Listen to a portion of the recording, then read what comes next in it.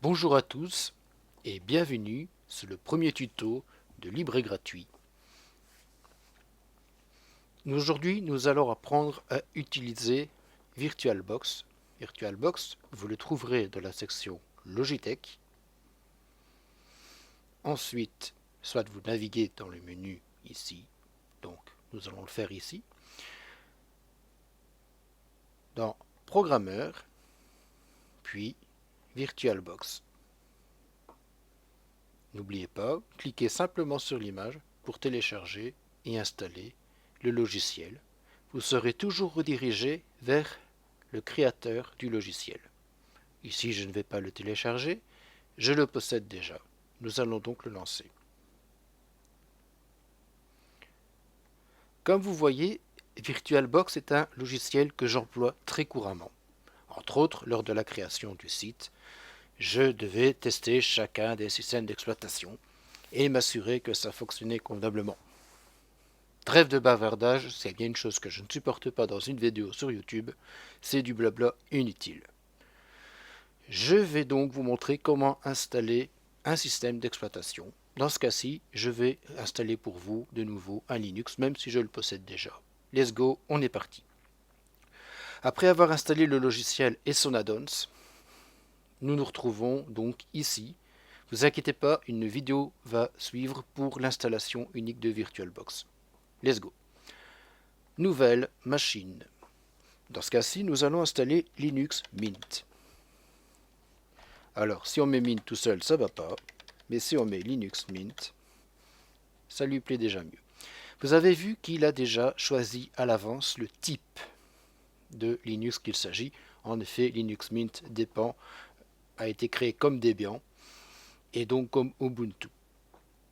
Suivant, nous avons des réglages de base. Faire de la virtualisation consomme de la RAM, essayez d'en avoir au minimum. Si possible 8 Go, 4 Go c'est bon, mais attention, certains programmes virtuels, ça va poser problème. Ici donc moi j'ai 8 Go, je pourrais aller jusque là, s'il veut bien me laisser faire. Mais ne soyons pas gourmands, c'est inutile, Linux consomme rien, je mets 2 Go de mémoire vive. Donc je vais créer expressément pour vous, je laisse exactement tous les réglages, inutile de se casser la tête, et on va bien lui demander dynamiquement alloué. Ça signifie quoi? Ça signifie que je vais lui donner une taille de base. Donc la taille que recommande en général un système d'exploitation c'est 10 à 15 Go. Moi je vais mettre 15 Go. Et le fait de dynamique alloué, ça signifie que si je dépasse les 15 Go,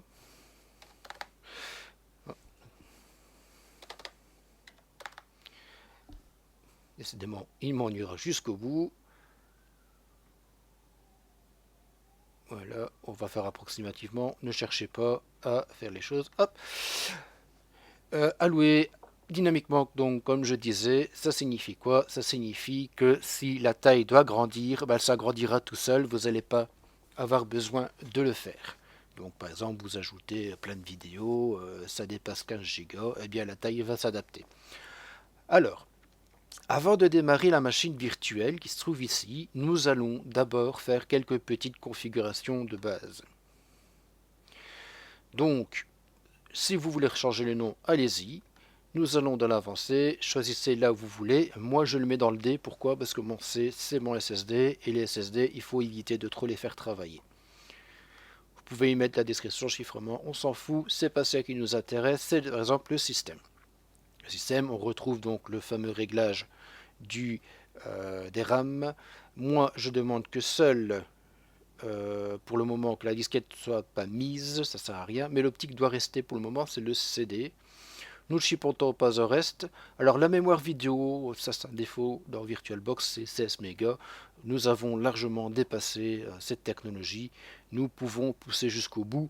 À part quelques exceptions, c'est même pas assez. Stockage, on n'y chipote pas. Si, on y chipote. Pourquoi? Parce qu'il faut monter un ISO de Linux Mint, ou à moins que vous l'avez gravé et que vous le mettez dans le lecteur. Dans mon cas, il est en ISO. Cet ISO, je l'ai téléchargé en allant par exemple sur Libre et Gratuit, section Système d'exploitation, Linux Mint. Voilà. Donc, le contrôleur est là, le lecteur est là, et c'est ça, c'est en live CD. Et donc, à côté, il y a le petit CD. Et le petit CD, qu'est-ce que je vais faire? Eh bien, je vais aller chercher le système Linux. Donc, dans ce cas-ci, Linux Mint. C'est OK, c'est bon. Les autres réglages devraient aller. Commençons déjà comme ça. Voilà, nous sommes prêts à démarrer l'installation de ce système d'exploitation. Donc, vous faites un clic droit démarrer, faites comme vous voulez. N'oubliez pas que Windows a l'avantage d'avoir ce fameux clic droit, Linux aussi au passage. Autant l'utiliser. Let's go, la machine virtuelle démarre. Je vais vous la montrer. Hop, elle est là, et lui, on change d'écran.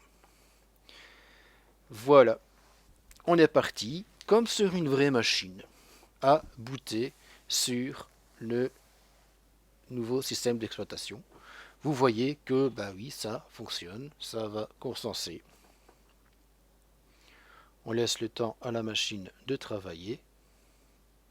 Et on est parti. Donc c'est comme si vous mettiez le CD dans une machine ou la clé USB dans une nouvelle machine propre à installer. Il faut être patient. De ce côté-là, je ne peux pas tout vous montrer. Je ne veux pas accélérer la vidéo. Autant que vous profitiez. Voilà. N'oubliez pas, c'est de la virtualisation. Donc soit vous démarrez un Linux comme ça et vous travaillez, point, c'est tout, vous arrêtez, c'est fini, mais ça garde rien en mémoire. Ou soit comme moi, ben, nous allons donc l'installer. Donc ben, pour installer un Linux, ben, c'est pas très compliqué, on fait install. J'espère qu'il a bien pris en compte, oui, il a pris mon double-clic. Et donc après, ben, là, vous allez apprendre en même temps à installer un Linux. Hein. Nous allons donc le faire en français. Lui, je vais peut-être le mettre en grand écran, ça va lui plaire. Il dit que il est mis en mode là. Alors, vous pouvez demander d'installer tierce ou ça. On va accélérer les choses, on va pas installer les trucs tierces.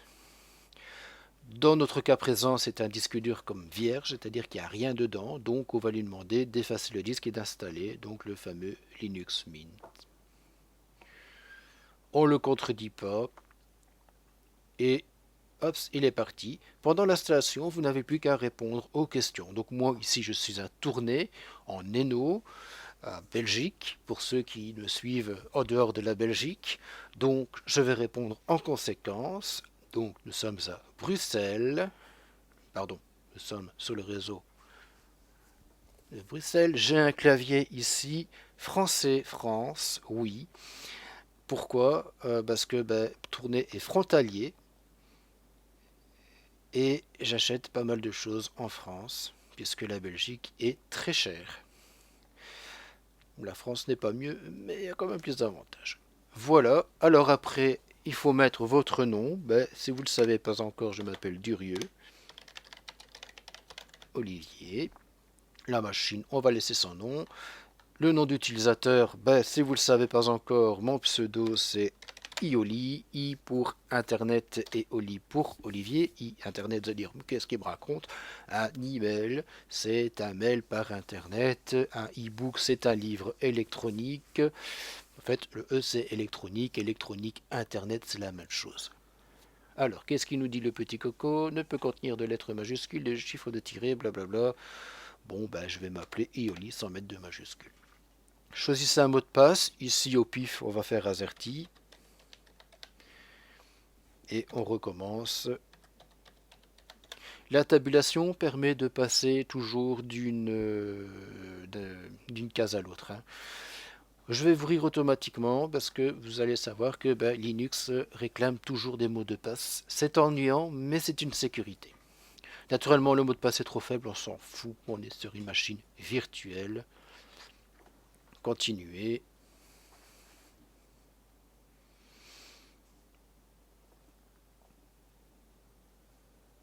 Et alors, il est parti pour copier. Je disais que j'allais pas faire une pause. Je vais quand même faire une pause parce que la vidéo, elle va être vachement grande pour après vous mettre ça sur YouTube. C'est pas très pratique. S'il y a une modification, je retire la pause afin que vous puissiez profiter des différentes explications.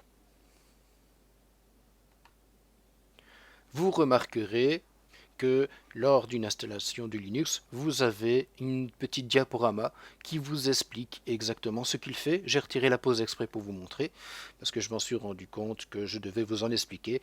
Donc, en effet, il vous propose des logiciels libres et gratuits. Voilà, il vous propose aussi pour écouter de la musique, pour regarder la vidéo VLC qui est un excellent logiciel, pour gérer vos photos, et pour rester connecté via Skype, Thunderbird, Pingin, XChat. Le système LibreOffice, mais quel merveilleux outil, très très complet. On ne peut pas le comparer à 100% Microsoft Office, mais qu'est-ce qu'il fait bien son boulot malgré tout. Et des logiciels tiers, oui, Steam, en effet, vous pouvez installer des logiciels Steam dans un Linux. Oui, tous les jeux ne passent pas, mais il y a beaucoup de jeux compatibles. C'était le gros handicap d'époque. Minecraft, naturellement, passe dessus, puisque Minecraft, à l'origine, est un logiciel basé sur le libre. Bon, payant, mais bon, pour le peu de prix que vous mettez, je peux vous assurer que vous passez des heures et des heures et des heures et des heures. Moi, ça fait des années que je joue à ça, et j'ai pas fini, et je n'arrête pas. Vous arrêtez le jeu s'il faut en refaire un nouveau. Franchement, c'est incroyable, mais ce n'est pas Minecraft ici. C'est pour installer donc un Linux dans une machine virtuelle et en même temps, surtout en premier d'ailleurs, utiliser une machine virtuelle. Et oui, vous pouvez aussi installer Wineux. Wineux, c'est quoi? C'est un émulateur Windows. Ça marche pas tout le temps, mais ça vous permet d'utiliser quelques programmes prévus pour Windows dans un Linux, car en effet, le handicap de Linux, c'est de ne pas être très compatible avec Windows. Mais non, ils n'en peuvent rien non plus. Windows, c'est une société privée, riche comme jamais, et qui sont là un petit peu pour vous ennuyer, pour mettre un petit peu les bâtons sur les roues. Ne leur en voulons pas, c'est un business, c'est comme ça. Linux d'ailleurs a été créé à la base. Pourquoi? Juste pour le fait que, ben oui, tout le monde n'a pas les moyens de se payer un système d'exploitation, surtout qu'à l'époque c'était très cher, même encore un peu maintenant, mais ça a quand même beaucoup plus agréable au niveau du prix. Euh, il fallait trouver une solution et c'est le créateur de Linux qui a trouvé cette solution. Et grâce à lui, nous avons des distributions par centaines. C'est incroyable tout ce qu'on peut faire. Chaque distribution a ses points forts et ses points faibles. Certains sont grand public, donc sont plus professionnels. Dans ceux que je vous propose, donc je passe moi sur l'écran à côté sans que vous voyez pour vous donner des noms. Il y a Debian. Debian, ben, c'est la base même de Ubuntu et des autres. Il y a Doudou Linux, qui est un Linux excessivement facile à utiliser, très simple, ça boot sur une clé à partir d'une vieux brol de PC, ça marche nickel. Andy Linux qui est, on va dire, très proche de Windows et surtout très fort basé sur la simplicité. Mint, celui-là, que j'aime beaucoup. Primtux qui est un excellent Linux conçu pour les enfants de primaire, Tux qui est la mascotte de Linux. D'ailleurs, si vous écoutez ma vidéo, chers amis de Primtux, je vous remercie, je vous dis un grand bonjour, je vous remercie pour le chaleureux accueil que vous avez fait lorsque vous avez connu mon site. Chaleureux accueil dans le sens où nous sommes souvent tenus informés et j'espère que ça va d'ailleurs continuer. Tutu Linux, je crois que c'est celui que je ne sais plus vous mettre pour le moment, impossible de le télécharger. Fedora, ça c'est un Linux excessivement lourd en virtualisation, je vous le conseille pas. J'ai galéré pour pouvoir faire une photo pour le site. Et ben, Linux Mint, donc c'est celui-là. Voilà, donc maintenant nous revenons sur notre installation. J'essaye de ne pas trop parler, mais bon, quand ça travaille, il faut bien que j'occupe un peu le temps. Donc l'installation se termine bien tranquillement. Alors je pourrais vous partir déjà depuis le début de l'installation. Pourquoi je reste? Parce que je vais vous montrer après comment démonter le CD et comment faire des réglages de fichiers partagés. Alors fichier partagé c'est quoi? Oups, redémarrer maintenant. Alors tout de suite je redémarre la machine. Voilà, la machine démarre. Périphérique. Et je vais tout de suite, dès que je me souviens comment faire, choisir l'image assistante. Il faut éjecter au fait la machine virtuelle, mais je crois qu'il l'a fait de lui-même. Oui, je crois qu'il l'a fait lui-même. Alors il dit de retirer le CD avant de redémarrer. Je fais Enter. Je crois qu'il l'a déjà fait. Ça dépend d'un système soit à l'autre. C'est pour ça que je suis toujours un peu perdu de ce côté-là, puisque bah, si vous installez un Windows par exemple en virtuel, bah, le CD reste dedans. Il faut l'éjecter et apparemment sous Linux, bah, normal, VirtualBox est conçu par des gens de Linux. Et ben, il est fort probable qu'il l'éjecte parce qu'il sait qu'il n'en a plus besoin. Comment je vais voir si c'est le cas ou pas? Ben, si lors de son démarrage, si lors de son démarrage il me propose de l'installer, c'est que je démarre inévitablement sur le CD. Pas très pratique. Donc je vais retirer le périphérique ici. Et nous allons voir. Moi je crois qu'on va directement démarrer sur le système d'exploitation et pas sur son installeur.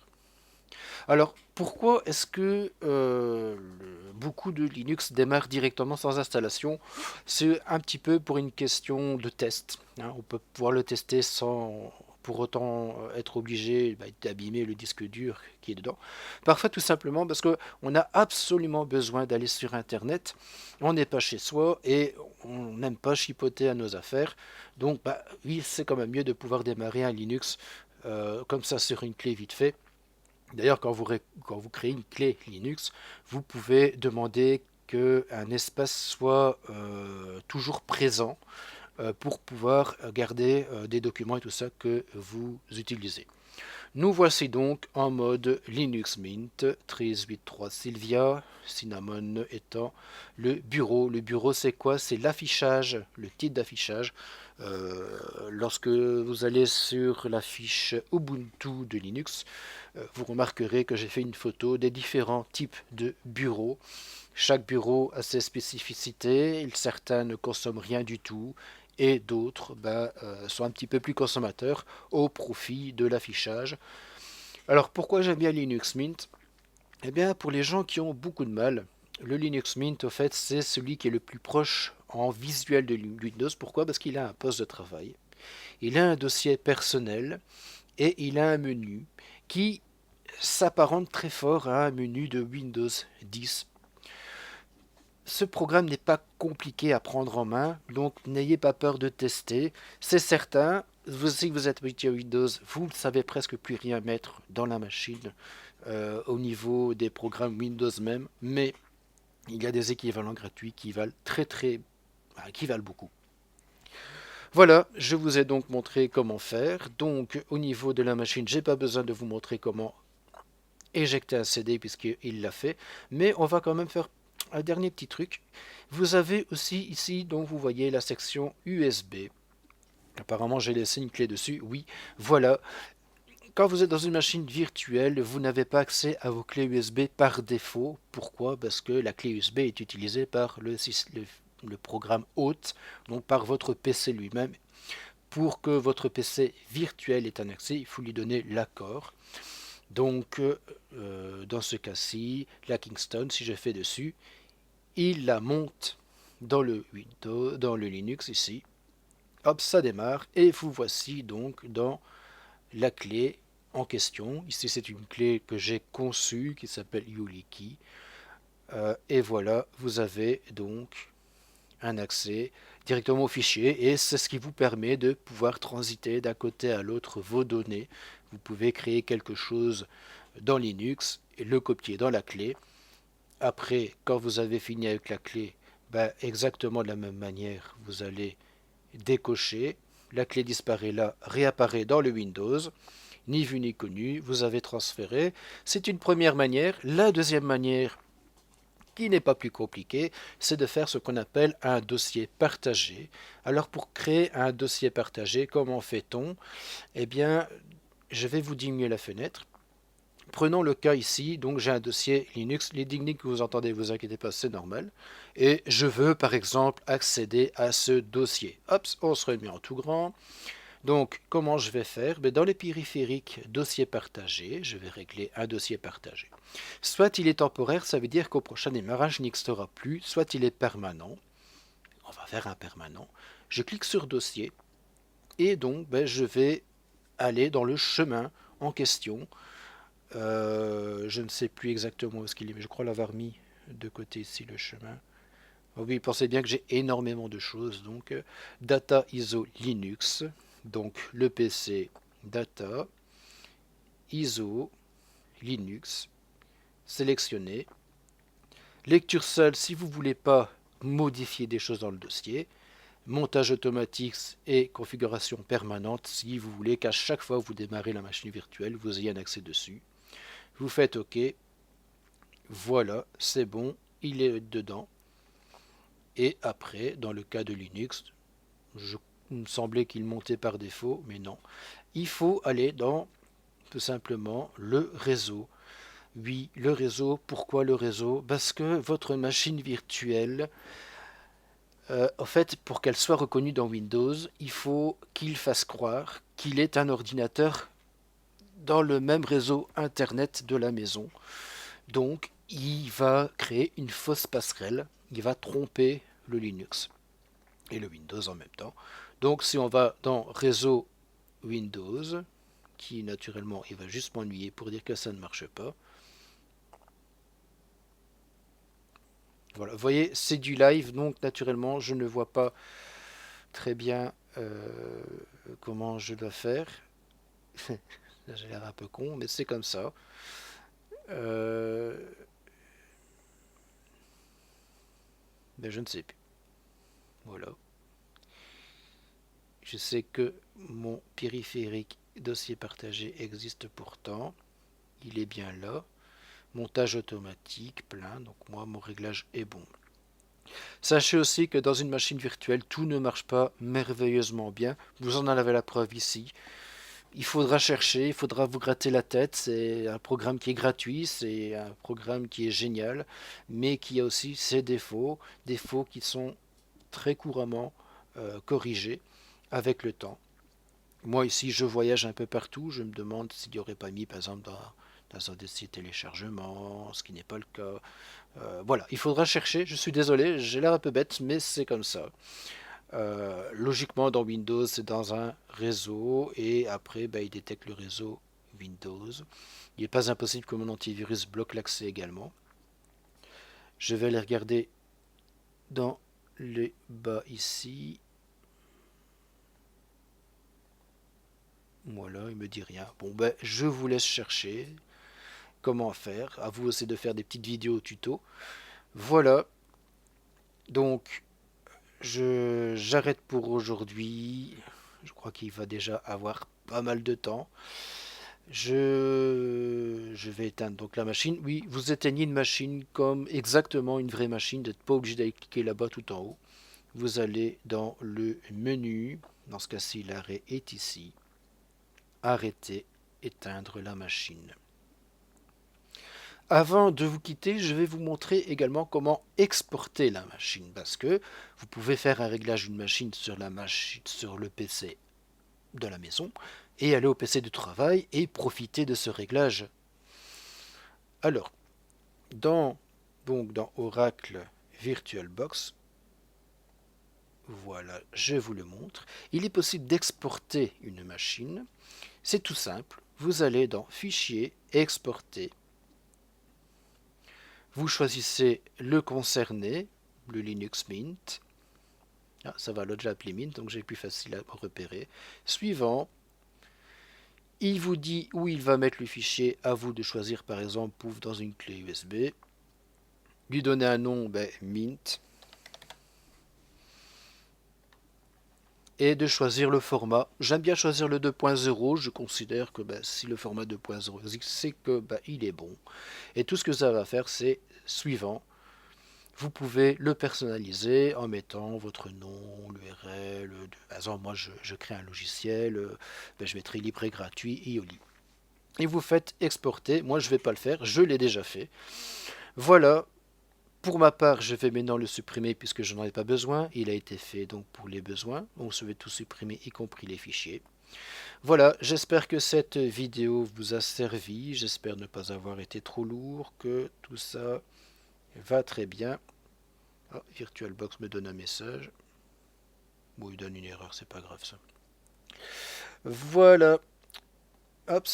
Je vous souhaite à tous une excellente journée, soirée, tout ce que vous voulez. N'hésitez pas à aller visiter le site, sa page.